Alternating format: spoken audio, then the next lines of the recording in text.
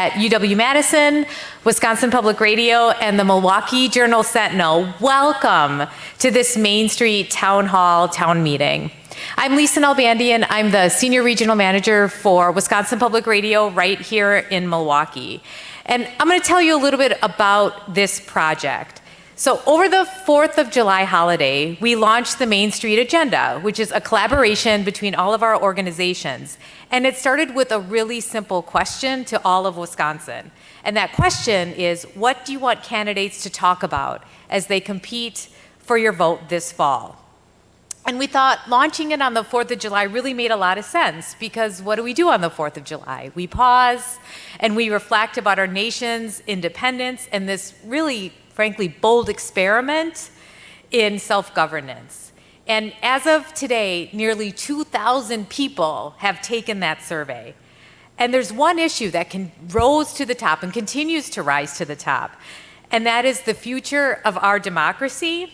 And that's followed by climate change and then gun policies. And the concern about democracy, and I don't think I can overstate this, it's really overwhelming. 44% of the survey respondents listed it as their #1 issue, 44%. And no other concern even came close. Now, I'll tell you, the survey, it's not scientific, its results can't be generalized for all of Wisconsin. But I think the responses indicate that folks really are worried about the state of the republic. And so tonight we gather here because we want this to be an exercise in the core virtues of our democracy. And what are some of those virtues, right? We're going to assemble together. We're going to listen carefully. And we're going to have a spirited and civil conversation about the best way forward. And here's what you can expect tonight. We divided the evening into 2 sessions. And in the first session, we're going to explore the issues you told us you want candidates to talk about with a panel of experts from the La Follette School. And following that discussion, we're going to have a short question and answer period. So if you have a question, I think you guys have note cards, you can write them down, and then just raise your hand and we'll come out with the microphone and you can ask your question. And then after that session, we're going to hear from a small group of voters who took the survey, and they're going to tell you about why they answered the questions the way they did. And they're also going to discuss the fall campaigns. And don't worry, after that, there'll be another short Q&A. So before we get started, I just have to give a huge, huge thank you to the La Follette Board of Visitors member, David Lubar, and his wife, Madeline, for sponsoring all of these events. And keep in mind, there's 4 events happening around the state. And then, of course, to the Milwaukee Public Library for this beautiful, beautiful venue. So now I'd like to introduce David Haynes, who is the Ideas Lab Editor at the Milwaukee Journal Sentinel, and our panel of experts from the La Follette School of Public Affairs at UW-Madison.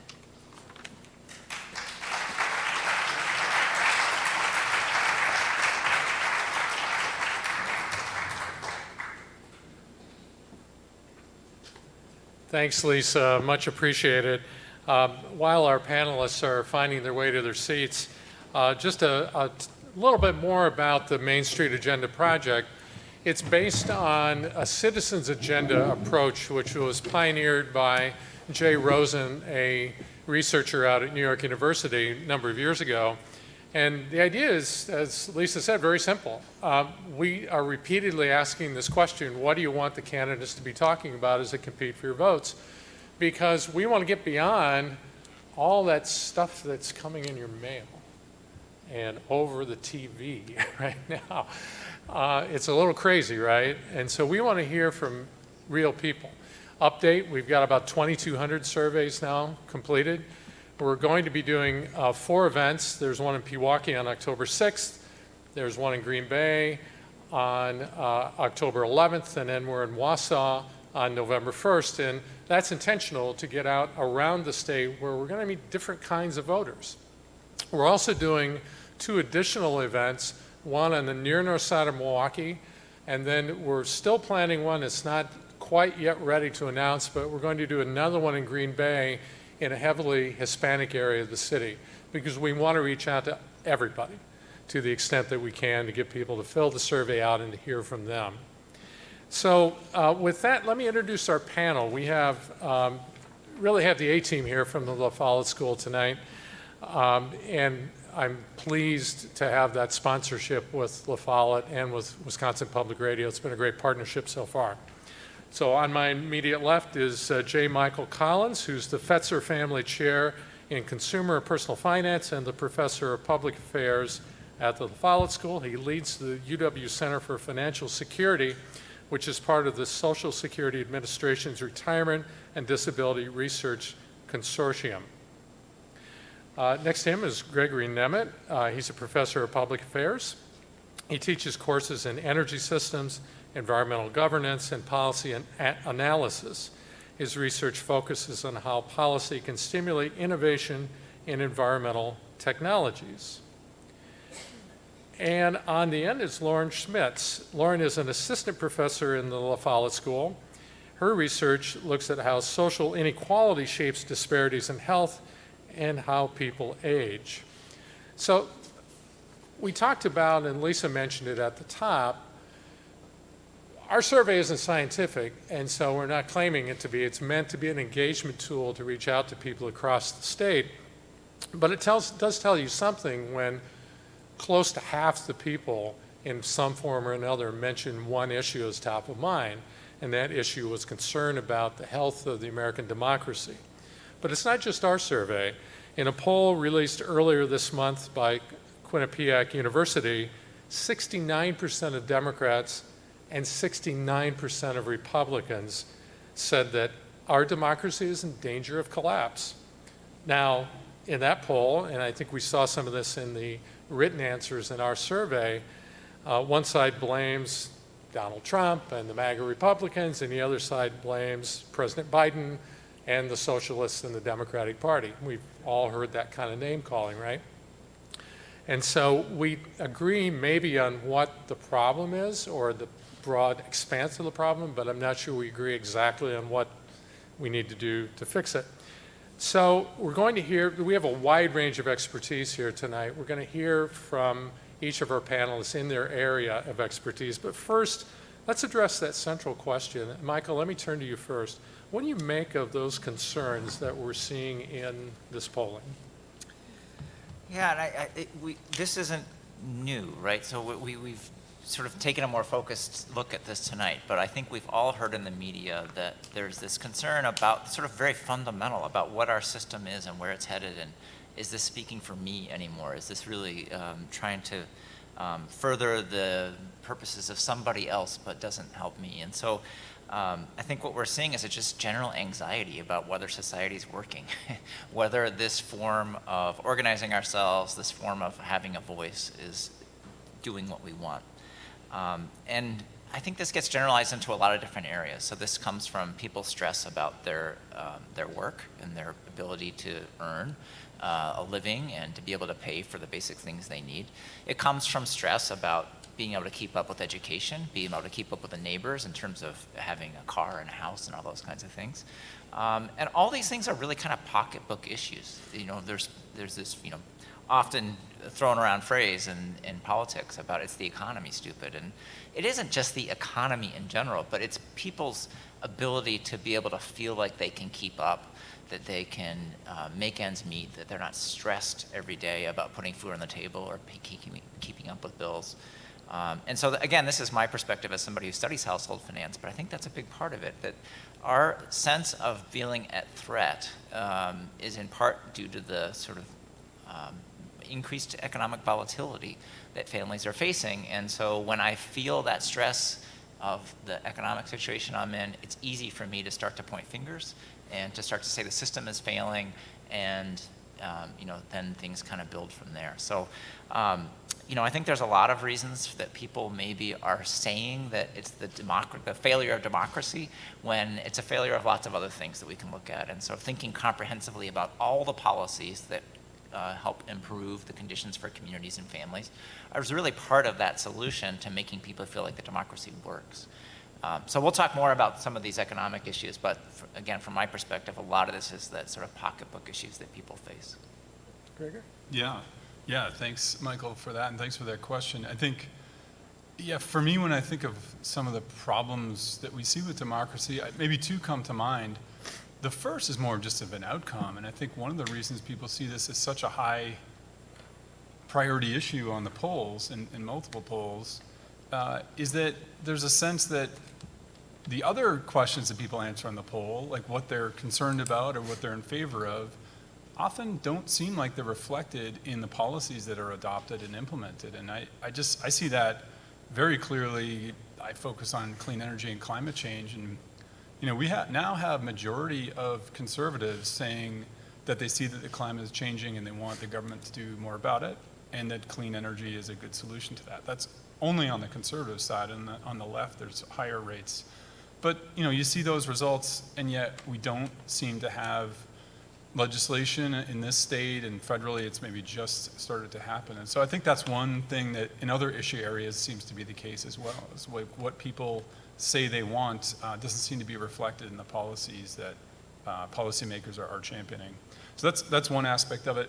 I think the other aspect of it is, there's a couple of ways democracy can work, and I think over the last couple of decades, we've really focused on democracy being something that is determined by how people vote, voting democracy. And that's something that people are concerned about too. But there's a stronger version of democracy called deliberative democracy, where it's not just about everybody states their preferences and the biggest group gets to decide. This is more about working out compromises and talking about these things. And some of it seems kind of quaint, but I think it's also really helpful to think about how that's worked in the past. I mean, just yesterday in class, I was playing a State of the Union speech from 1974 of Richard Nixon talking about the energy crisis. And it was a lot of the issues we have today. Foreign oil, prices getting really high, inflation leading to lots of problems, including unemployment. And it's a big problem. We need to do something about it. And there was a very strong bipartisan support for saying, okay, we need to do some major things on energy that weren't something we even thought about a year ago, but we were committed to do it. We're going to do it fast. We're going to call it Project Independence. It sounds a lot like the Apollo Project or the Manhattan Project. There was a lot of compromise and will to do something. And I think that's partly, what people are maybe missing today as well. Yeah. Lauren? Yeah, I agree with my colleagues, both what they said, and to me, as someone who studies inequality, it's no coincidence that as we see this growing divide in income and wealth inequality in this country, we also see really radical political polarization. Those things have been kind of trending together over time.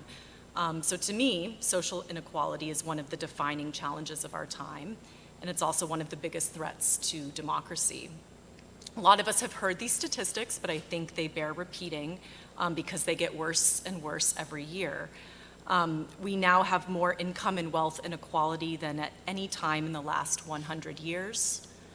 Today in 2022, three multi-billionaires own more wealth than the bottom half of American society. That's 160 million Americans. So 3 people own more wealth than 160 million Americans.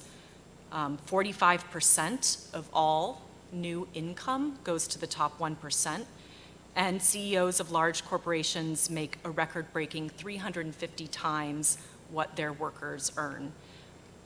Despite huge increases in worker productivity, workers are working very hard, huge increases in worker productivity. Wages, even after accounting for inflation, are lower today than they were almost 50 years ago.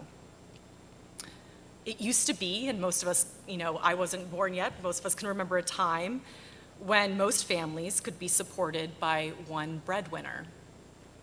Now an overwhelming majority of households need 2 paychecks to survive. So speaking to Michael's point about stress and finances.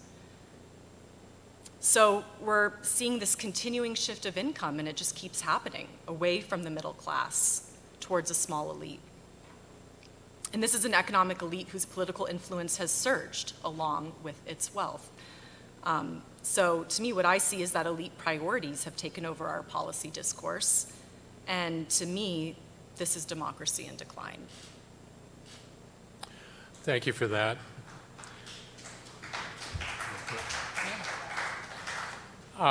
Just a reminder, you should have gotten note cards. I think say Journal Sentinel on them, a little bit of brand awareness there on our part.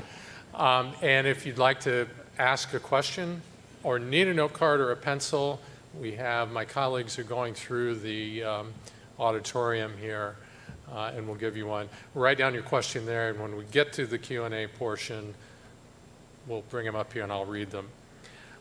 So let's do a lightning round. I'd like to give a sense of the breadth of your experience and your scholarship. Talk a little bit about something that's on your mind right now, something you're working on that you think our audience would care about. Let's, again, start with Michael. All right. I can't get up here and not talk about inflation. This is the topic that I get asked about so frequently. Probably once a week, a journalist or someone asks me a question, or I'm on a panel to talk about inflation.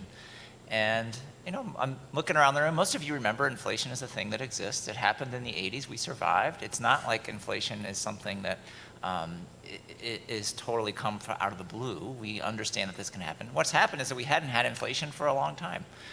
There was a good 10, 12-year period where there's very little inflation. But if you think about the issues of workers in Wisconsin, so the average worker in Wisconsin essentially got about a $60 a week raise from 2000 to 2001. So wages went up in Wisconsin. That's a great story. We should celebrate that. Workers got paid more for the first time in a long time. They got a raise. However, the cost of gasoline went from $2.50 a gallon to $5, and if you have to fill your tank once a week, you just spent $50 more on gasoline and you get $60 more in income. It kind of wipes out what you just made. And I think what's the worst thing about inflation for people's stress levels, not even thinking about their economics, but their psychology, their stress, is there's nothing you can do about it, right? Maybe you can drive a little bit less. Maybe you can drive around a little more to find a slightly cheaper gas station.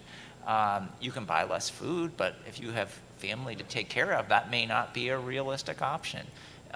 We feel like we have no control. And I think that is sort of the stress that we see when we think about people's economic position. Is inflation going to go away? Eventually, yes. But there'll be something else that will make people feel stressed. So we have to sort of keep always in mind that these stressors, these economic stressors that are out there, are constant. I first started here at Wisconsin in 2008, and I did a lot of work on foreclosure in the housing market. Now, we haven't thought about that in a while, but for sure that will come back too. So these stressors are out there, and this is why we have public policies, why we have regulations, why we have programs that are there to help people out so that they don't feel that stress as much. But we can talk more about that, but I think that's a big issue that's out there right now. Okay, Gregory? Yeah, and I work on climate change, and that's often something that's seen as long-term and global, but I think that's changing. And I worked on this UN report over the last 3 years, and it was like 3,000 pages, and we had to distill it into a simple message. And I think for me, as I've been kind of talking about what is the conclusion from all that work, it's basically on climate change, the problem is getting worse, but the solutions are getting better. And it's really clear the problem's getting worse. Ice cover's down, temperatures up, sea level is up. We see intense rainfall events in our state. We see wildfires, we see drought. All of those things that were supposed to happen in the 2030s, 2040s, we're now starting to see happen now. And so certainly it is concerning, and I think for a lot of us that have been working on it, a bit frightening is that I think some of our projections were a little conservative and things are changing faster than we expected them to. But on the other side, things are moving in the right direction. I think people really do not appreciate that. So for one thing, in terms of technology, the cost of solar panels is down 90%. Wind power's come way down. We now have access to offshore wind that's cheaper than fossil fuels.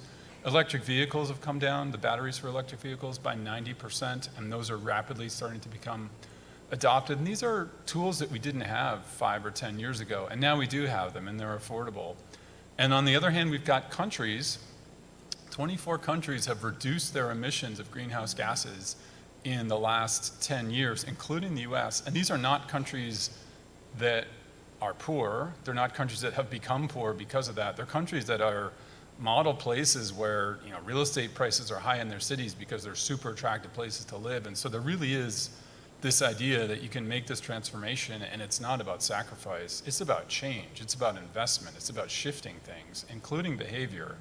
But that is encouraging that we're seeing so much motion on that. And then, I think the other thing that I think about a lot on climate change is, this is not a simple problem to solve. It's something that we'll have to be at for decades to really make a dent. And so it's not something that you can solve by winning with a 50-50 split Senate where the vice president does the tiebreaker. That helps if you want to get some legislation passed. But to keep it as a sustainable social priority over 30 or 40 years, which is what we need to do, you got to have almost everybody on board. You need to have a broad social consensus. And we've done that on things in the past, but we haven't done it on climate. And I think that's what also gives me some optimism is, I've been starting to meet more and more with groups on the right that are starting to be interested. And there was 20 members of the U.S. House of Representatives that joined the Climate Caucus a couple of years ago, put their jobs at stake to have meetings and talk about it. And I remember talking to one of the staffers from that group and saying, like, why would they do that? Why would they know there's so much price to pay by coming out to support something that's a priority on the left. Why would people on the right do that? And they said, people in their districts care about it. Young people especially. People that spend time outdoors. Hunters, fishermen, other people that are just interested in the environment and conservation. That's a priority on the right, and that's something that starts to fit in with this idea of protecting the climate. And so I've realized now that there are different words that you use, and that's also something I've learned from my friends on the right about you don't say green, you say clean. So you don't talk about the Green New Deal, you talk about clean energy and innovation and efficiency and things like that, and there's a bunch of other words like that too. So I think that's a big part of all of our work who work on climate is engaging and making this a broad social priority because it needs to be sustained, and the only way to make it durable is get a lot of people on board. And climate change was a major issue that came to the fore in the La Follette poll that was done last year. There's a summary of that on the back of the handout that you received when you came in. Also in the survey we've done, we've seen it across all political identifications, particularly Democrats and independents, but also among conservatives too. Yeah. Laura? Yes, thank you. So my research focuses on the connection between social inequality and disparities in aging. And what is aging? Well, it's declines in physiological and cognitive functioning that happen as we age. But everyone doesn't age equally. Not everyone is fortunate to live to older ages, and we see huge disparities in mortality by social class. For those of us that are lucky enough to make it to age 70 or 80, how did our economic status impact how fast we're aging? This is a question I'm fascinated with. And not just that, but when in our lives did our socioeconomic status matter in terms of how it's impacting our aging? When did economic inequality that we experienced matter most for our health? So I use this really neat, large survey on older Americans. It's called the Health and Retirement Study. And they've been following people since 1992. They interview over 30,000 people every year. They ask them questions about their retirement planning, their health, everything you can think of. And in 2016, it actually became cheap enough to take their blood and measure parts of what's called the epigenome. So these are parts of our, genomic data, but actually the epigenome, which is on top of it, that can show patterns of how we're aging.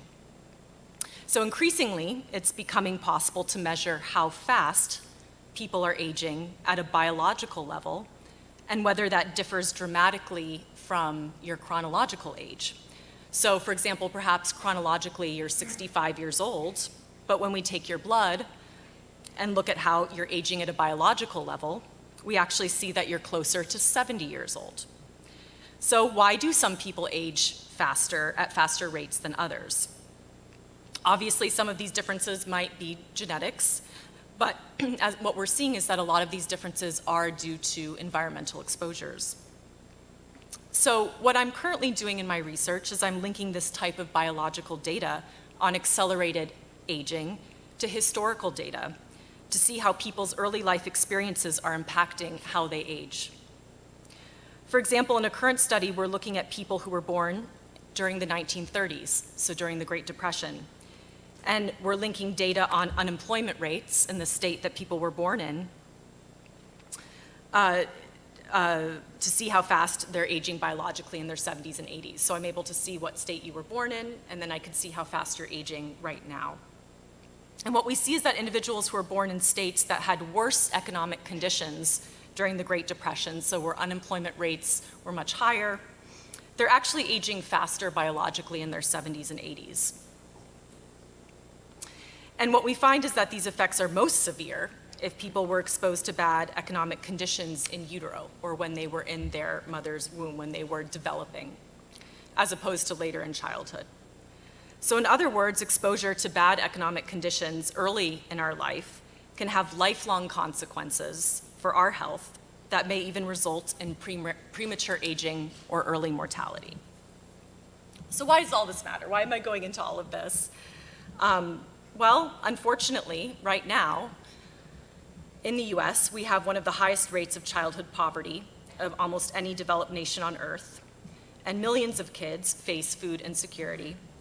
Our child care system is largely dysfunctional, with an inadequate number of slots, outrageously high costs, and pathetically low wages for staff.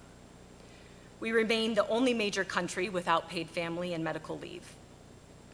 If we know, and we know from decades of research in economics, sociology, psychology, if we know that adverse exposures in early childhood are the most important for human development and for us as we age, then maybe we need to start helping families to reduce the stress and the burdens that they face.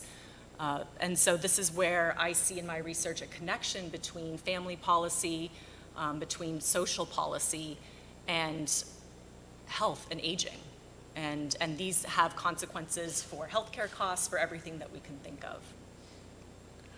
Let's stick with you, Lauren. So we just have been through a really tough couple of years with the COVID-19 pandemic.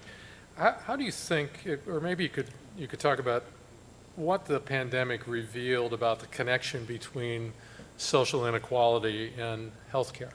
Yeah, thanks for that question. And I think it's no coincidence, again, that we saw when this horrible pandemic hit this country that not everyone, fared equally, right? There were some people who couldn't work from home, right? They couldn't kind of, stay unexposed to the pandemic. They had to go in, they had jobs, they had to work. And so we saw these huge, inequalities in terms of how people experienced the pandemic and their social class. We also saw that people who had underlying conditions like diabetes were worse off. And so the social inequality that was already, kind of on fire in this country was lit up even further by this pandemic. And so I think it just exposed what was already going on, and again showed how, not everybody is living life equally in this country or has, access to what they need to live a happy and healthy life. Greg, let me go to you next. In terms of climate change, it sometimes feels like there's a lot of effort being put into the energy transition that seems pretty risky to some of us. Could it be expensive? How expensive is this going to be? And what happens if some of the risks we're taking don't pan out? Yeah, that's a good way to put it. It is going to be expensive. We're talking worldwide, like $1, $2, or $3 trillion of investment a year in clean energy to make this kind of transformation. So that's a lot.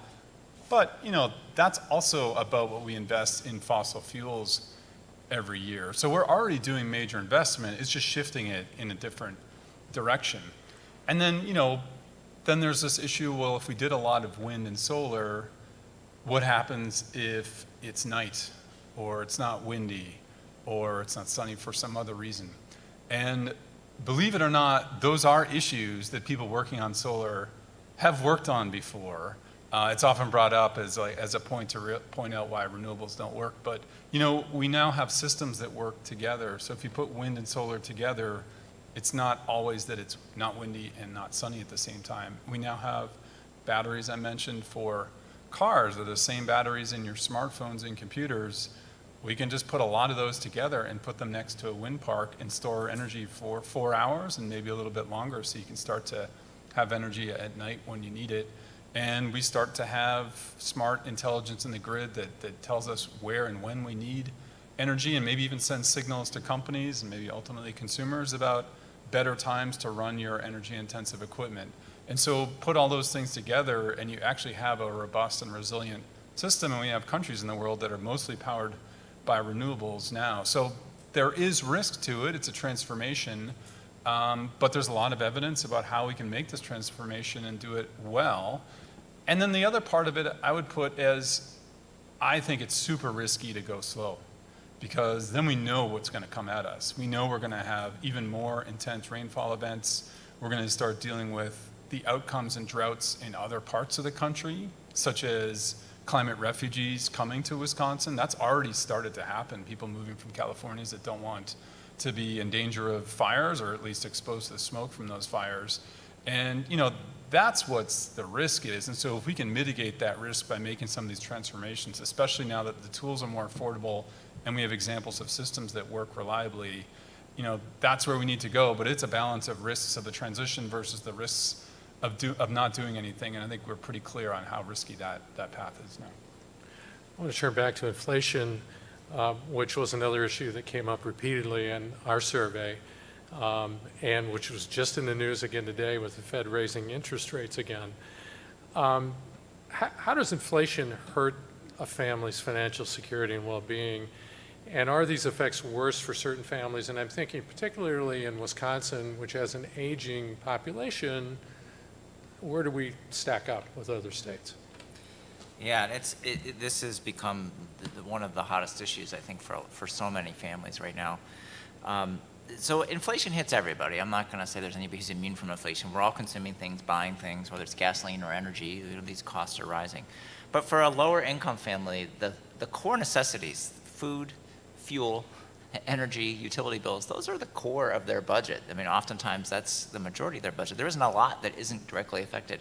And what we've seen with inflation, especially in the last year and a half, is it has been fuel, it has been energy, and it has been food. Those sort of components of inflation, which, by the way, when the Fed looks at their inflation, they tend to subtract those things out. They're looking at other stuff. So, the stuff that the Fed isn't that focused on is the stuff that a lot of families are really feeling.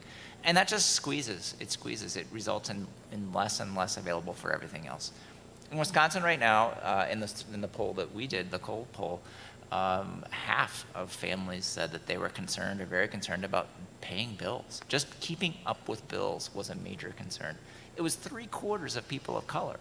So that's a lot of stress for people to be feeling. And now we're increasing the price of groceries in 1 month by 14%. We've seen, rapid rising in a lot of these, core goods. And, this puts families in a really tough spot where, maybe if you have some savings, you can dip into your savings. But if you don't have any savings, you can't work more. You're going to have to cut back. Something's going to have to give. And so that, I think, is a lot of stress to put families under. Is it worse in Wisconsin than other places? To some extent, not really. I mean, prices tend to be pretty national in scope. What's different about workers in Wisconsin is that, by and large, we have a lot of two-earner families. We have one of the highest rates of two-earner families in the country. So people here are working about as much as they can. There's not a lot of margin to, we can pick up some slack by having so pick up some more hours at work. Like, we're kind of maxed out. So from that extent, it's a little bit harder for families here to catch up. But this is going to be an ongoing pressure on families. I don't see this going away anytime soon. We're coming into the winter. We're going to see higher energy bills, probably more and more. We're seeing rents rising. We're seeing sort of this ripple through all parts of the economy. So just to follow up, do you have any sense of how long this inflation sort of event may go on? Yeah. So if I knew the answer to that, I would, be trading on Wall Street and be doing quite well. So the things to watch here are fuel. So fuel drives a lot of this. And so obviously this isn't just the supply chain. This is global events. This is what's happening in Russia. This is happening in the EU. And that's really, really hard to predict. And so that fuel is a big part of this. There have been lots of economists who tried to figure out how much of this is supply chain disruptions, how much of this is stimulation of the economy through the economic payments and other kinds of things that the federal government did. And I think the jury's still kind of out on a lot of this. Most of the supply chain disruptions are fixed, so to speak, but not all. And so we're still seeing some of those supply chain issues that are out there, and we still have high demand. We still have pretty low unemployment. We still have a lot of people working and demanding stuff. So the Fed's interest rates will slow down the economy. And so now the question is, how are we going to start trading off inflation for higher unemployment? And that's going to be another thing we have to watch. But it's going to play out certainly by the election in November, and it's going to continue to play out into the spring. So I think we'll just have to wait and see. But it could be hard for a lot of families. And that's the other thing I'll say too. We're talking about averages, right? So just because the average person's getting a raise at work doesn't mean everyone is. And so we have a lot of families who are getting left behind in this process too. So that is going to exacerbate some of this inequality that we talked about earlier. I want to move to the audience questions so we make sure we have plenty of time for that. The first one for Greg. What role will nuclear power, or should nuclear power, play in fighting climate change? Yeah, I mean, I mentioned these clean energy systems that are reliable and resilient and affordable. And, one of the pieces that could make a difference is having clean electricity that's available whenever we need it. And nuclear power has the potential to provide that in a unique way. Renewables aren't there all the time, and fossil fuels are polluting. And so nuclear is one of the few what some people call firm dispatchable power. And so there is a lot of interest in that. It's got 4 problems that it's always had. 1, we have to do something about the waste. 2, we have to make sure that the fuel is not used for weapons and proliferates. 3, we have to make sure that the plants are safe for the people that work there and the places around them. And finally, it needs to be affordable. And for a long time, the concerns with nuclear were about radiation, proliferation, and waste and safety. But, all those concerns have kind of been off the table. It almost doesn't matter what you think about those because the cost of nuclear power has gotten so expensive. It's so expensive that a utility in the Southeast spent $20 billion to half build 2 nuclear reactors and then said it's not worth building the rest of them. So we get zero electricity, and we're going to push the $10 billion that they spent to ratepayers. And so that's what we are looking at is could we have this clean, dispatchable, abundant electricity, but make it affordable? And that's been the tricky part is how do you actually get it affordable? One way to maybe make it affordable is to go small and do what we've done with wind turbines and batteries and solar, which is do things small, modular, repeated, instead of these really large construction projects that seem to get out of control and expenses. And we'll see what happens with those. So there's potentially a role for it, but we have 4 problems to deal with, and the cost is probably problem number 1. So you're all educators. This is a question about education. The questioner says, I'm concerned about the ignorance of the electorate. We live in a world of sound bites. A lot of people know more about fantasy football than what their representatives are doing. So how do we teach civics in a way that gets through and raises the overall sort of, education of the electorate? Any thoughts on that? Yeah. It's a tough one. I mean, it's a good question. I wish I was looking out on this room and saw a whole bunch of 20-year-olds getting ready for the election, trying to get smart on the issues, and inviting their friends to come along because this is something we're going to hang out when we're drinking beers later and talk about. And, education is part of it, but I think there's just something about participation and engagement that, boy, I do this stuff on climate change, and it's so strange to me that the people with the biggest stake in it, the people that are going to be around in the 2080s and 2090s, vote so little. And so I think, don't have the answer, but, I'm doing my part talking to our students and trying to, get them to get their other friends to get engaged and vote. And maybe we just need to reach them in different ways, but we do need to reach them for sure. I think too, I see with Gen Z, I think a lot of this with the COVID pandemic and everything that's happening, the political polarization, it's shocking to them. And I think that they're starting to get angry. And I think that's important. I think we need to get angry.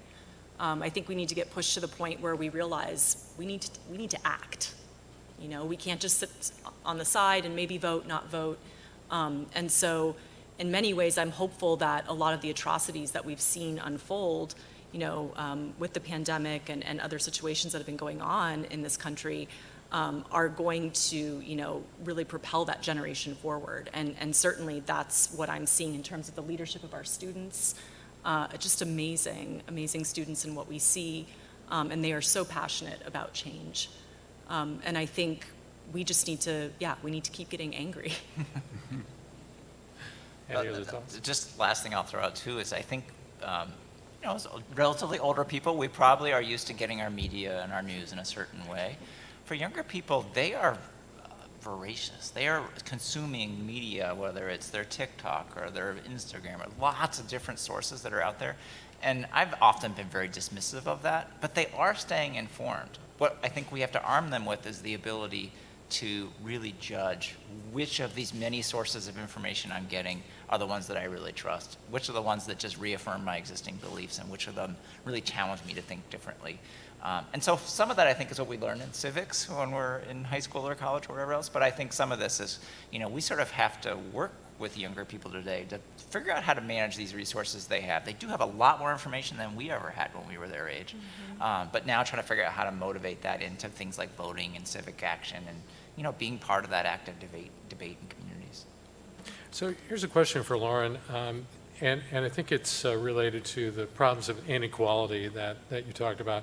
The question is very simple. How do you propose that we fix the issues that you highlighted? What needs to be done? Well, I think so. We all know that at any given time, there's only so much money in the economy, right?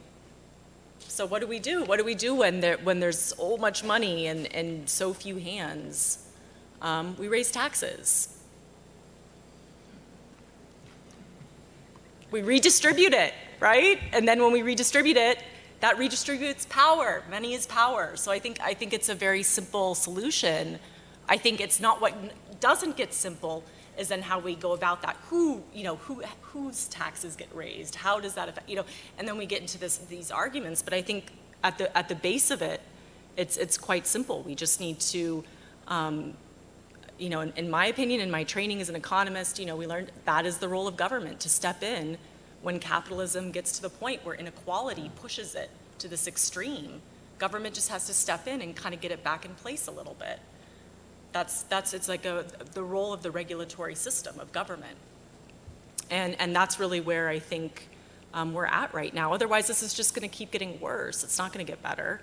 I guess it gets to a point where you ask, does that person really need 3 yachts?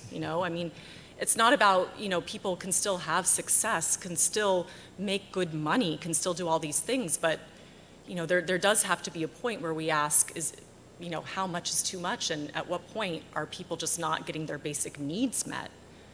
And at what point do we need to come together as a society and take a stand on that and say, that's not okay? That's not okay. I'm sorry, I think healthcare is a human right. I think we deserve to be healthy in this country. We all work so hard. And, those people that are making tons and tons of money aren't working any harder than you. So we just need to come together and agree on that a little bit. So another question on climate change. And this, I think, supposes that the state government has a role to play. So how do we move forward on climate change when we have a legislature in Madison that's not interested in climate change solutions? Yeah, good question. They're not interested for now, but I wonder how long that will stay that way. Because our polls show that conservatives favor government action on climate change, and that conservatives see that the climate is changing. And I've been on Fox News twice in the last few months, and both times I thought to talk about climate change, and both times I thought I was going on there for them to make fun of me, that I was going to be, a punching bag, and they could ask me, isn't it just volcanoes and things like that? But it was not at all. It was completely serious questions. The host seemed concerned. They asked about what the solution should be. There was no mocking tone at all. And I really thought, wow, that shows that there is some appetite on the right for understanding this problem and doing something about it. So I think that's one answer, is that, I think there's some shifts in the electorate that policymakers may be a little bit behind on. And then two, we just passed the most substantial climate legislation in US history a month ago with the Inflation Reduction Act that included raising taxes to fund some of the climate initiatives. And so now we've got $369 billion over the next 10 years in tax credits for lots of different things to make this transformation. And the next step is implementing all that. And our state is going to have a lot to say about how we do it and whether it's kind of synergistic with other things we do in the state and how we take most advantage of that federal money. So this is a related question, so I want to stick with you, Greg. Can the state mandate that companies like We Energies meet certain targets to fight climate change? Yeah, I mean, the state, the organization is this little office building that's a couple miles west of the UW campus, where you've got 3 governor-appointed commissioners that make decisions on electricity, on gas, on communications for the whole state. And in 2005, they issued a mandate that all electric utilities in the state had to obtain 10% of their electricity from renewable sources by 2015. And so we're way beyond where we could be than 10% now. But that does show that the state does have the jurisdiction to do these types of things. And so, that kind of shift is probably what we need next. So I'll sort of throw this out to whoever wants to grab it, but how much of quote unquote democratic dysfunction is due to gerrymandering and partisan primaries versus citizen apathy? What do you think? It's a Any good thoughts question, on it? but I mean, one quick take on it is I don't think those are independent issues. I think you can easily generate a lot of apathy if you feel like your vote doesn't matter.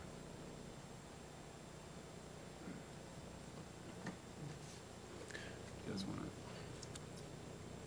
So Lauren, a question I think is a clarification of something that you talked about earlier. Are you assuming that the economic disparity and challenges that some people are facing is reducing individuals' capacity to be resilient as they age? So certainly if, and I should have mentioned earlier too, when the question about, how do we combat this? It's not just raising taxes, it's raising wages, it's making sure that everyone has a living wage. It's redistributing money in a way that people, are getting paid a reasonable wage for the work that they're doing. And that, corporate profits and these sorts of things and shareholder value and all of these other issues aren't trumping good pay for good work. And so, how does this come back to the issue of inequality in health? So, yes, when people don't have equal access to health care, when people are living in unsafe neighborhoods, polluted neighborhoods, all of these things, we know from decades of research on the social determinants of health that these things do affect people's health. And if you're working 2 jobs and you're not making enough to get by, that kind of stress over time, yes, it will erode your health. And you don't have anything to buffer it, right? So yes, from what we're seeing in the research, those kinds of stressors that do come from economic inequality and unequal access to healthy environments do over time erode people's health. All right, I think we have time for one more, and we have to bring up our next panel. This is something you all deal with, young people, and you all deal with the effect of social media. It's come up already in our discussion. But to what extent do you think social media is having an effect on our ability to compromise legislatively in Congress or in our state house? How's that in the algorithms that drive conflict? How is that affecting our ability to run our government?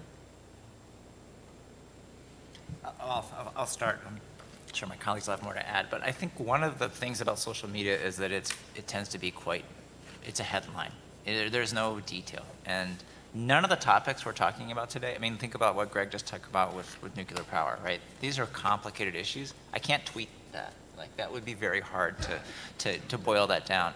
And that's going to be true whether we're talking about social insurance, or we're talking about the components of inflation, or we're talking about even, inheritance taxes. Whatever these issues are, they're really difficult issues, and they require compromise. They require people willing to roll up their sleeves and get into the details. And I don't think social media is great for that. And that's, I think, one of the losses really that we're seeing when we don't have as much sort of long-form journalism and that kind of thing. So I do think that is an issue that we have to confront, especially long-form journalism to us is short, right? So we're used to really long, detailed pieces of research. And we sort of all have to change our perspectives to try to figure out how to engage people in that deeper conversation. Maybe we can hook them with the social media, but get them into a real conversation about some of the details. And I think we're all trying to figure that out. Yeah, I agree. I think the way social media kind of trains our brains too. Like we're all doing it. I'm on Instagram sitting there, and before I know it, I've gone through this tremendous amount of information, but have absolutely no content. And it's addictive. Like I keep going, I keep doing it. And so I do think that it's changing the way we consume information, and especially for younger generations who haven't been exposed to long-form media, haven't had that. And that is troublesome. And then, just the way these algorithms are trained to, show you more of what you like. That's not, we don't always need to see more of what we like. Sometimes we need to see more of, the other side to understand both sides, to understand things. And I think that is also an issue because it's just, again, creating more polarization. Yeah, algorithms that show you more of what you like, or algorithms that show you what makes you angry. Because that seems to be the thing that the algorithms really prefer, is like that gets you engaged when you see something that makes you mad.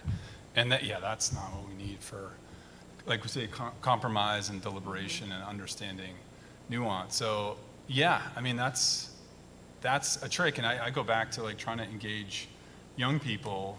I mean, we know, if we have our own young people, we know how ephemeral the messages are. Like they literally disappear, and stuff that was a day old is like it was 1,000 years ago. It doesn't matter anymore. And so finding ways to reach that type of attention is a challenge, but I'm encouraged that people are working on that, and there is different ways of messaging, because I think it does take a different pace, because some of those changes I think are permanent, just what we have now. Well, we're going to have to leave it there for this panel. Let's thank J. Michael Collins, Gregory Nemeth, and Lauren Schmitz.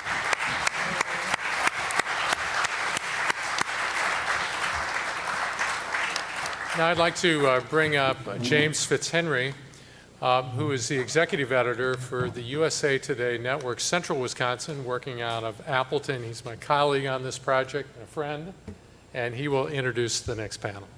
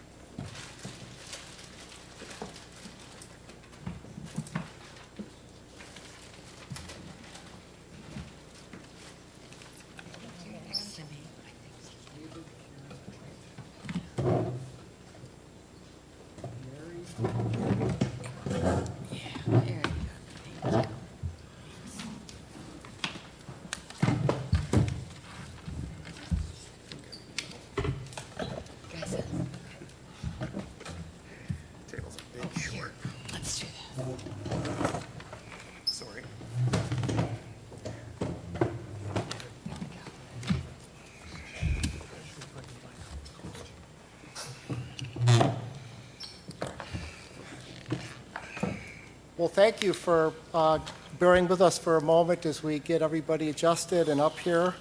Thank you to David and our panel from La Follette for taking us through some really fascinating discussion of the issues.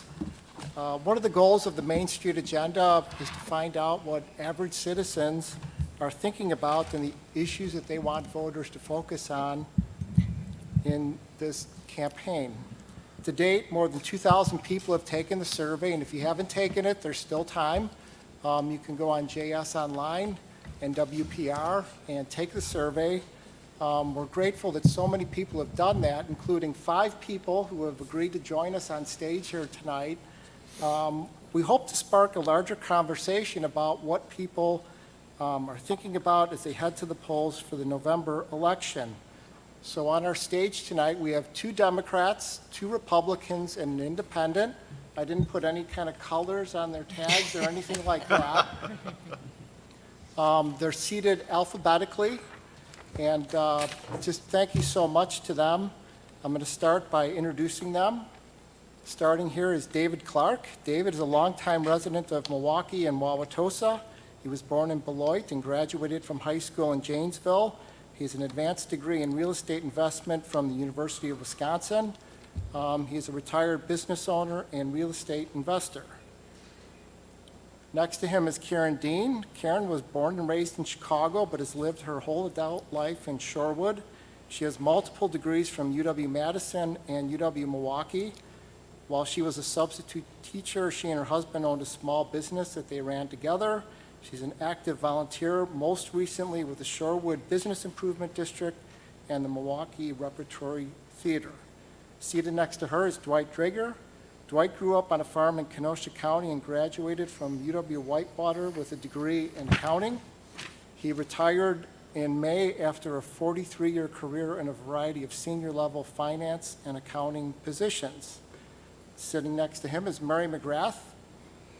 Mary taught preschool for 15 years and later worked in the retail industry until retiring in 2017.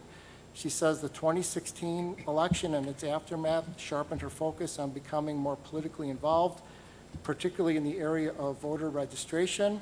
She's currently involved in an effort to register residents at the House of Corrections.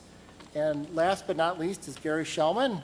Gary has multiple advanced degrees and has taught in a number of colleges and universities in Wisconsin. He's a former reporter at 2 Wisconsin newspapers and served as a legislative aide to former state senator Michael Ellis. His final post before retiring was assistant director of the Institute of World Affairs at the University of Wisconsin-Milwaukee and Wisconsin Great Decisions coordinator, producing television shows and public TV programs at multiple locations in eastern Wisconsin. We're trying something new here. We've asked each of our panelists just to tell us what were the 3 things that they ranked on the survey and why they ranked them in that order. We're going to start again alphabetically and give everybody a couple minutes just to tell us what's on their mind. We're going to start with David. Hello. I don't remember everything on the list, but I picked as my top concerns government spending, government regulation, and inflation. And after preparing for this tonight, I decided that really I had to pick something on that list, but really the 2 first ones, spending and regulation, I think are really more symptoms than they are problems or the answer, so to speak. I think they're the symptom of a very large, and I guess I'll use the word bloated, federal government that is taking more and more control, I think through even back as far as the Civil War, but certainly the last 100 years, the president has gained more power. That you see these executive orders being issued. The courts have at times exerted a lot of power, and most importantly, we have a giant, what some people call administrative state, with all the federal agencies and thousands, well, probably millions and millions of bureaucrats in those agencies. So I think that ends up with the federal government intermeddling, if you want to call it that, but being active in our daily lives in a way it wouldn't be in the past. And another thing that we don't think about often, but the income tax system is a way that the federal government takes the majority, of the money coming in, and then they redistribute it back to the states and local governments, sometimes to us if we're lucky, but with strings attached and as they desire. So it also seems to me that in my mind, I wasn't thinking of the term, but those issues play into the stability of our democracy as well in a different way, which I'll get to now. When there's that much power in one place, and it's exerted, and if you win an election, you think you get to exert that power, it feels to me like we're a train going on a track, lurching from one track to the other in danger of derailing. And so it makes politics more nasty, and I think things would improve a lot if we would decentralize and have a somewhat less assertive federal government. I think it also causes the politicians to, contest fairly viciously. And somebody mentioned earlier, but I think there's too much gerrymandering going on where the same party, both Democrat and Republican, wins the congressional seats, especially year after year, election after election. So the politicians have no reason, in fact, probably are hurt if they try to compromise, because they'll get undermined by somebody further to the right or left in their own party. So I think also we seem to have lost some respect for the idea that what people will call us, when people say we're a republic, more importantly, it means we have a constitution and Bill of Rights that protects minority interests. And I hear too often people thinking, the common elections have consequences, kind of the feeling that if you get 51 votes out of 100, you get to tell the other 49 people what to do, and that is also a threat to democracy. The last one I commented on was inflation, and I think it ties into the first two, because the Federal Reserve Bank had to accommodate all that spending by massively increasing their bank reserves and keeping interest rates artificially low, which has a side effect that increases asset values. People are concerned about income inequality. Well, the Federal Reserve and government has caused a lot of that by inflating asset values. And I think we actually may see it cured shortly, because I don't think the downturn in the market is over. And so there's going to be likely a lot of wealth lost along with a recession. So I think that's it. Thank you.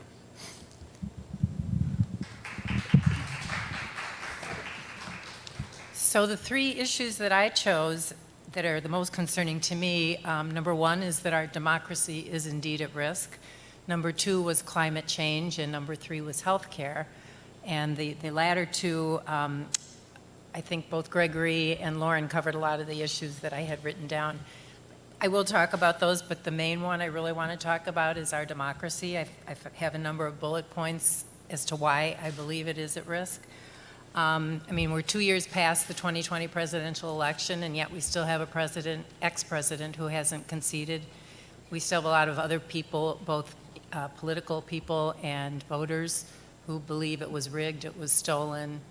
And so what does this pretend for the future elections, both this year in the midterms and 2024? If you don't like the results, are you just going to say it was rigged and stolen? That's a real concern of mine. There's been no smooth transition, that's for certain. And yet in the states, especially the swing states, there were reviews over and over and over again. Here we've had 3 or 4 different reviews of our ballots, and the most recent one, of course, cost we the taxpayers $1 million and didn't find any fraud. So that's number one. Number two is January 6th, and what should have been just a routine certification by Congress of the electoral count. We all know how that turned out, and it wasn't pretty, and the violence is scary, and I see future violence again, depending on how things go. Number three, again, is gerrymandering. We all talked about that. It's an issue in a lot of states, but just talking about Wisconsin, we are a purple state, meaning we're pretty much 50-50, Democrat, Republican, and yet, because of gerrymandering, our state Senate has 33 members, 21 are Republicans, 12 are Democrats. Our Assembly has 99 seats, and 61 of them are Republicans and 33 are Democrats. That doesn't sound like 50-50 to me. The problem with that is, I've heard the statistic, if this is valid, that only 7% of the bills that Democrats in our Assembly propose ever even get a vote. And then another really important thing is coming up in the next Supreme Court session, U.S. Supreme Court.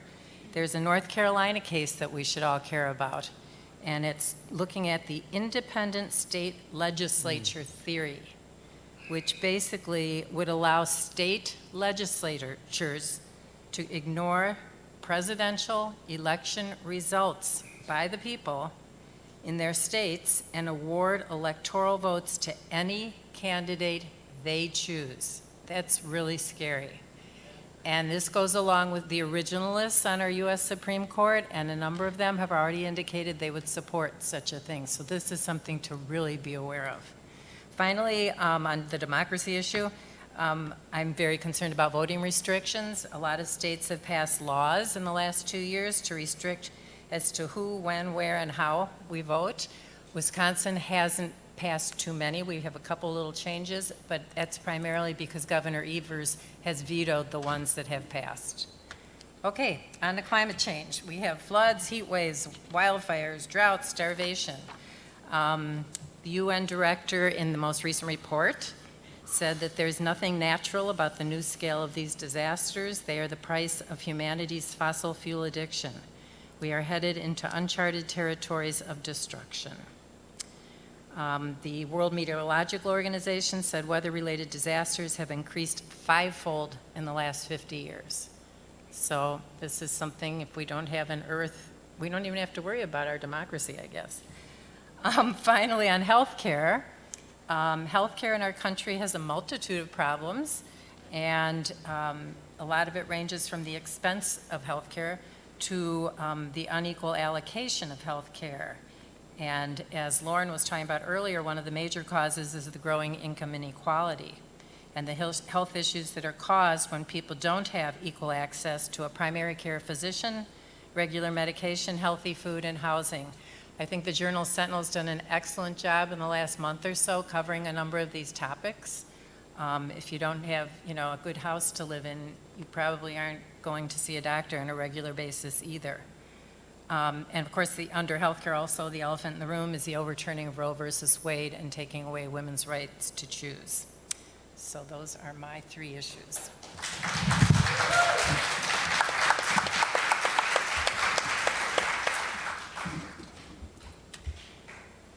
Okay, good evening. My top 3 issues were the economy, crime in my community, and government spending. The primary reason I selected the economy as my first issue is people in general, everyone tends to do better when the economy is doing better. And currently, regardless of what the unemployment rate is, the economy stinks. We have high inflation, people can't afford food, and I'm deeply concerned about what's going to happen this winter with access to things like natural gas, because I don't think people are going to be able to afford it. And to a great extent, I believe that is because of the policies we've chosen to limit the exploration and drilling for oil and gas. I'm not suggesting that climate change doesn't need to be looked at, shouldn't be considered, but we can't shut off the spigot, cut the supply, and assume everything's going to be fine. We talked about it. There were a number of things talked about by the panel here previously. I was a little concerned, and I don't want to overplay this. But one of the panelists said we need to get angry. I don't think we need to get angry. Getting angry is what caused a youngster in North Dakota to be run over 2 days ago because he was disagreeing with someone on their political position. Again, I don't want to overplay this. It worries me when people start saying we got to get angry. I mean, we've got politicians running for office who said, literally in a campaign speech, we need to kill the Republican Party. That to me is an abomination. You know, we talked about, one of the things talked about was raising wages. And I don't have a problem with raising wages per se, but doing things like artificially increasing the minimum wage, study after study after study shows that it helps some and hurts just as many. Because what you do is you leverage people out of the economy and into unemployment and into not having the kind of incomes they need to survive. I haven't, you know, everybody talks about raising taxes. And I'd like to see the proposal for what taxes are being raised, because most of the ones I've seen recently are pretty poor. I don't want to sound unsympathetic. I grew up as poor as anybody in this room, hands down guarantee it. I didn't have any new clothing. Everything I wore was used until I reached high school. So I understand what it's like not to have money. From the time I was 7 years old, I was working full-time on the farm when I wasn't in school. So I know what it takes to, or what it's like, pardon me, to not have any money. We talked a little bit about, or it was talked a little bit about green energy. And my issue with clean energy or green energy or whatever you'd like to call it is I'm interested in finding a system that works. I always hear pieces. We're going to do this, we're going to do this, we're going to do this. But I never see anybody come out and say, here's how we're fixing. Here's what we propose to fix everything. We've got people coming out and saying, the head of the Department of Transportation saying, go buy an electric car.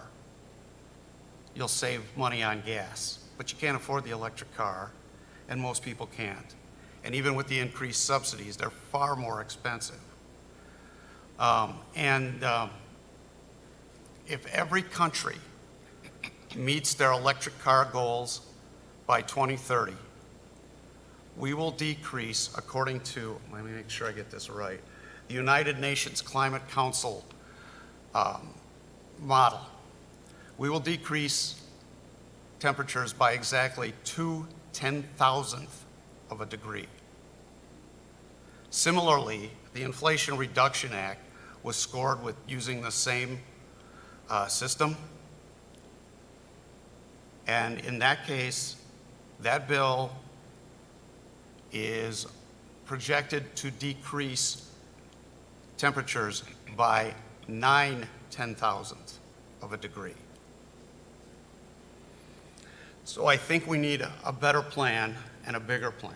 We need to understand just exactly how we're going to make solar and wind and other methods of energy work together. Because right now, I believe California has 40% of their energy from solar and wind. And so they're one of the highest in the nation. They also have one of the highest electric rates in the nation. So whatever they're doing isn't working. So I don't want to overspend my time here. I apologize if I have. No, you're good. But these are some things, based on what I heard today, that I wanted to respond to. Thank you.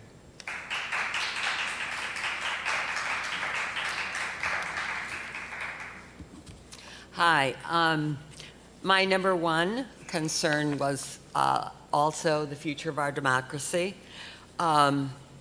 Just the mood in our country since the debacle of the last election. Drop boxes being taken away, to serve what purpose? All because of some fraud that supposedly took place that has been repeatedly looked at, and no evidence of fraud has emerged. The talk about dispersing the Wisconsin Elections Commission. That is a bipartisan group, and they kind of, to my mind, kind of keep the playing field level. There was a proposal in our legislature to do away with the Wisconsin Elections Commission and then perhaps turn that responsibility over to the Secretary of State. Again, a partisan position. I am just really feeling like what I'm looking for are some safeguards, bipartisan safeguards around our elections, because I don't trust either party, really, to not cater to what is best or makes them the more powerful of the two. I want my vote to count, and increasingly when I hear of these machinations, I feel like it's my ability to have my voice heard is being eroded. I too, Karen, have been aware of that independent state legislature theory, and that's a very chilling thing. I agree. To turn the power back to the states, and in the end allow them to decide what's valid or not, fraudulent or not, we need to have federal oversight of our elections to protect them. And it also speaks to another issue that's near and dear to my heart, is how our state is gerrymandered. I mean, the popular vote is not translating into a requisite number of legislative seats, and that's wrong. And the will of the people is not being honored or heard. So that is my main concern. Next in line from that was inflation, just because going to the grocery store is a nightmare a lot of the time. The prices just keep escalating. I will concede that gas is going down a bit. I understand somewhat how inflation happens, but I'm just wondering for the candidates if, I'm also getting the sense from what I am reading that some of the corporations are now getting their bottom lines nice and robust again. And is there not price gouging going on, which it seems to me there is? What can be done at the state level to try to make the corporations pull their weight, and so that they don't take unfair advantage of the average consumer like all of us are? My last area of concern was public education, the future of MPS. I think I have a lot to learn about that, but from what I understand of the funding situation, relying on so much of the funding to come from property taxes really puts MPS at a disadvantage. The property taxes within the Milwaukee area, in many of the places where the MPS schools are not generating the tax revenue that's going to give them a leg up in being able to compete with suburban schools, who obviously draw a lot more from their tax base. That doesn't seem right, and I think that formula needs to be worked with. There's also the question of vouchers and charter schools, and that money being siphoned off for what does go to MPS. You know, I want to see a politician who really tries to tackle that and see if there's some other kind of funding solution that can be made up so that we can ensure that the public schools are here to stay, and that we're not siphoning off, you know, their lifelines of funds. So my question for, you know, both, well, particularly for the gubernatorial candidates, is what is your commitment to MPS, and what are you prepared to do to make sure that it remains solvent and able to thrive? And also to produce better test scores. That too is a big part of it all, but the funding needs to be, it's shaky and it needs some work. So those are my three.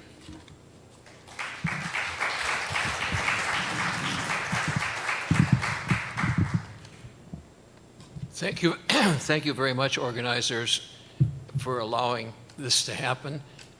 Excuse me. My professional career, I generally have been in a position as a newspaper reporter, as a college instructor, and so on, to be absolutely silent when it comes to political positions. Now that I'm retired, thank you for this opportunity to express myself. And this, I'm only going to take one issue, and that is the issue that actually this forum is named for. What is the future of our democracy? And Ken Burns was interviewed on PBS the other night, and he paraphrased, let's see, he said, "The time to save our democracy is before it is lost." Well, I hope we will be saving our democracy because it's not lost yet. And what I put together is a chronology of events, not everything that has happened, leading us to the point where people are talking about a civil war, where President Trump was saying, former President Trump was saying the other night that there's going to be trouble if anybody tries to indict him. So here we go. It starts, in my view, with Charlottesville, Virginia. You all remember the visuals of marching Klansmen, neo-Nazis, American Nazi Party, and they're shouting out, "Blood and soil." Now, I'm a historian of Germany during the 1920s and 30s, and "Blood and soil" was the slogan of the German farmers, Nazis Farmer Front, the Deutsche Bauernfront. And the Nazis won the farm vote. You can check chapter 7 of my doctoral dissertation in which I explain how that happens. And in the 16th government of the First German Republic, the Nazis had about 33% of the vote, and it was at that point that President von Hindenburg appointed Hitler as chancellor, and you all know what happened after that. Then President Trump's reaction is the one reason why Joe Biden decided to run for president, when he said there were good people on both sides. So if we move ahead to the presidential campaign and the Trump-Biden debate, the one in which Biden actually got in a few words, the question of the Proud Boys came up. And Trump didn't seem to know what they were, but he found out and he said, "Oh yeah, okay. Well, my order to them is to stand down and stand tall." I'm not sure what that meant, but comes the election, and Trump will not recognize that he had lost by about the same margin that he had defeated Hillary Clinton in electoral votes, and of course had lost even more in the popular vote. So what do you do about it? Well, then the planning started, because January 6th was set up to be the certification date in which the electoral vote tally would be brought to Washington, and the Vice President, President Pence, would certify the election with all the vote.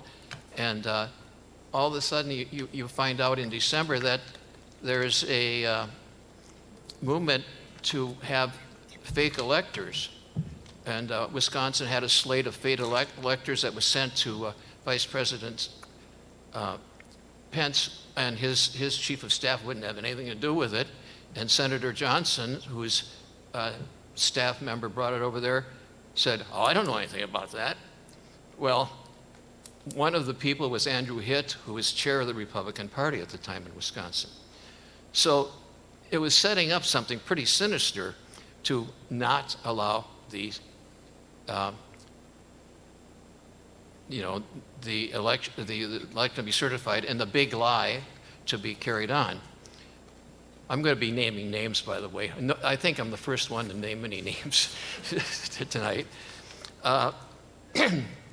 So we come to January 6th, and what I will call the putsch happens.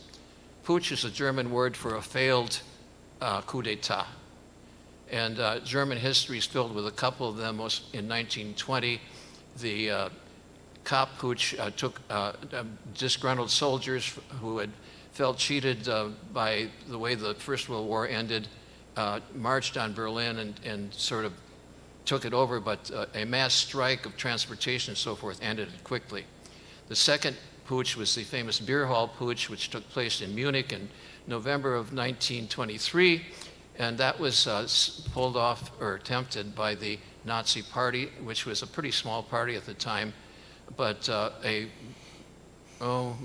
battalion of uniformed brown shirts went marching toward the capital of Bavaria, and the purpose was to take it over and then have a march on Berlin and take over the government the way Mussolini had done in Rome a couple of years earlier.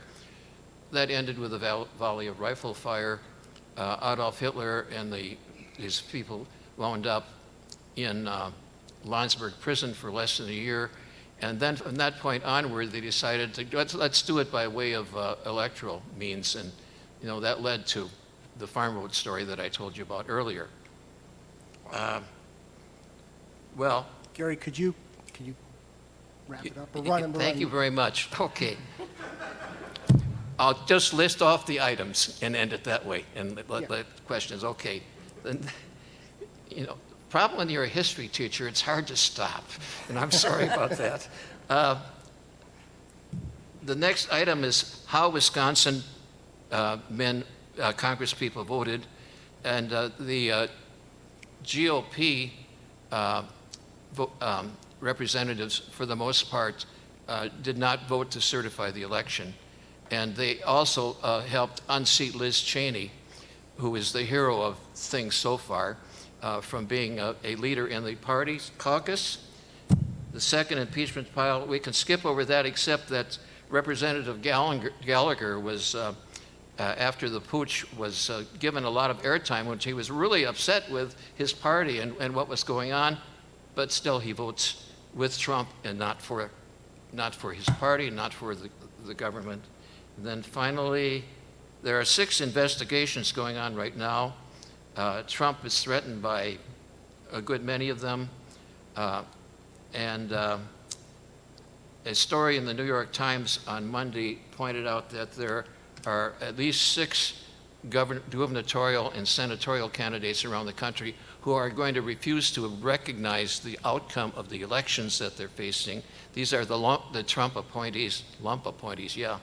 They tried to contact Senator Johnson and Governor candidate Michaels, and they were not reachable. But I kind of liked the way they described Senator Johnson as a prolific spreader of misinformation. And with that, we are at the point of stopping losing our democracy before we do.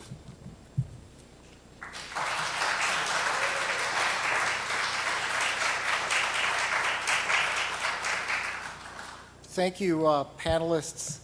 What a remarkable thing to just have 5 citizens come up here. Everybody had different perspectives on things. They took the time to write out their notes, to gather their thoughts, and to have a discussion. Everybody was civil. Everybody talked about the issues. You could tell where people disagree. That's okay. That's what a democracy is about. It's about having a debate. It's about having a discussion. So thank you all 5 so much for coming up and doing that. We can have civil discussions. We're just going to do kind of a lightning round of questions here. As I listened to all of you and read your feedback on our survey, the thing that struck me was that people here talked about issues in a way where, in some cases, there were Republican things, there were Democrat things, but nobody fell into this neat and tidy thing of where they were one party or one ideology. As the 5 of you are thinking about how you're going to vote and the candidates that you care about, are you seeing the candidates actually talk about the issues that all 5 of you did so intelligently and in such depth? Are you seeing that? Does anybody want to jump in there? Are you seeing the candidates respond to your questions in these ways? I'm not. You know, part of it is, I mean, where am I seeing the candidates? I see these 30-second ads on TV that are just like horrendous. I mean, I saw some of the candidates speak the other day on Sunday, and, you know, they said good things, but no one covered climate change. No one covered income inequality, you know, the things that I was interested in. Or certainly not, is our democracy at risk? They were not talking about that. So I would say no, they aren't. I think too, as I understand it, that there's only going to be one debate between the candidates. I don't understand that. I mean, I want to hear a vigorous back and forth on the issues. And that's the candidates for governor, correct? Yeah, and I believe Johnson and Barnes also, but I don't know that they even verified that they'd be there. There's another one set for them too. I think it's early October. So it's, I want a candidate to earn my vote. Talk about the issues. Let's have some lively exchanges. And please to stop with the vilifying of the other side. I am so tired of it. And it doesn't enlighten me or doesn't do anything to help us get to some solutions. So I feel like I'm not hearing what I need to hear. And I think one debate is not nearly enough. I mean, I would certainly, I'm sorry. I certainly would like to hear more on the issues. And I don't want to pick candidates. We've got the thing that comes out to me is I said the economy was my first issue. We've got a candidate for Senate who says, I'll bring jobs back to Wisconsin. It's a great idea. Tell me how. You can't just say, come to Wisconsin. We got nice lakes. I don't mean to be cutesy, I apologize. But my point is, you've got to have a program and a plan. Part of my job for a number of years was placing plants around the world for a variety of companies. And there are a number of reasons you put a plant in an area, from labor costs to tax situations to regulatory setups. My spreadsheet was 30, 40 tabs long. So tell me how you're going to make Wisconsin stand out amongst a very crowded field of people who are looking to increase business in their state. Thank you. I would agree with that. I just think the candidates are short on specifics. And I think we deserve that. We need that to make informed decisions. Well, Mr. Gableman is back in the news, and you know, I think it's interesting that of the Trump chosen candidates, I think the 6 that were mentioned in the Times story were all of his sort of people, and they're already planning on losing and then protesting the illusion. I mean, this really throws our democracy into a conundrum if we're going to have, with each election, dozens of lawsuits, people challenging, and you know, once it's been proven to be a free and fair election, it doesn't stop. It keeps on going. So what do we do about truth in advertising, truth in our news coverage? You know, if something is true and proven, well, then let's move on.